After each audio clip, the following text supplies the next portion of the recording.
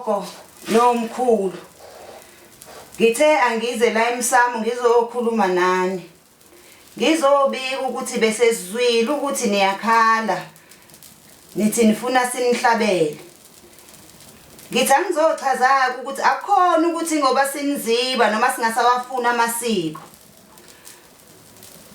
Imali iyona engekho.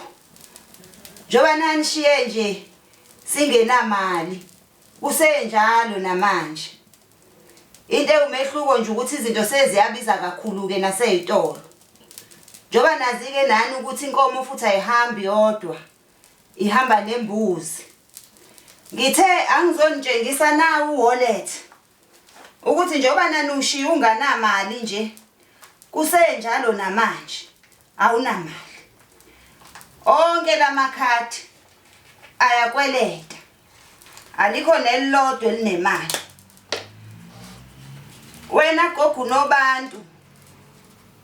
Njoba usando kushiya nje uwena owazi kahle ukuthi ngisho umncwabo wakho sawenza ngemali yokukweleta. Asikaqedi ke nokuyikhokha leyo mali esakungcwaba ngayo. Nawe mkhulu umpingapi uyazi ukuthi washiya singenalutho kunalokho washiya nezikweletu. Manje ke ngithi angizosho ukuthi asiphiki sizoyenza imisebenzi enikhala ngayo.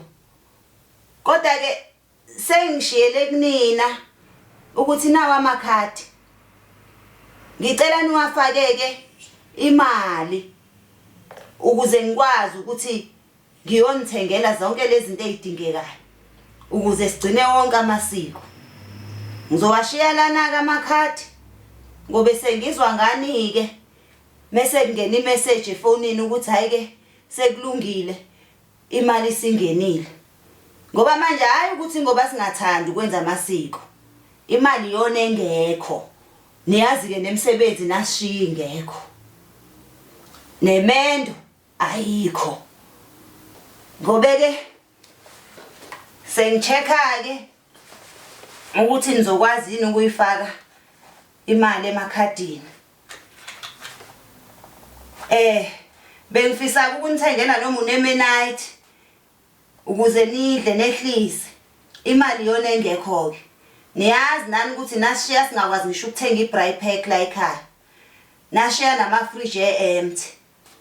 Kodwa nawe ukusweet okuyiwona obungangamandla ami engikuthengile ukuthi nidle nobona ukuthi nihlukaniselana kanjani. Sengolindela ke ukuthi nifake imali ke ekhadini bese ke ngiqala ke ngizenza zonke imfanelo zenu.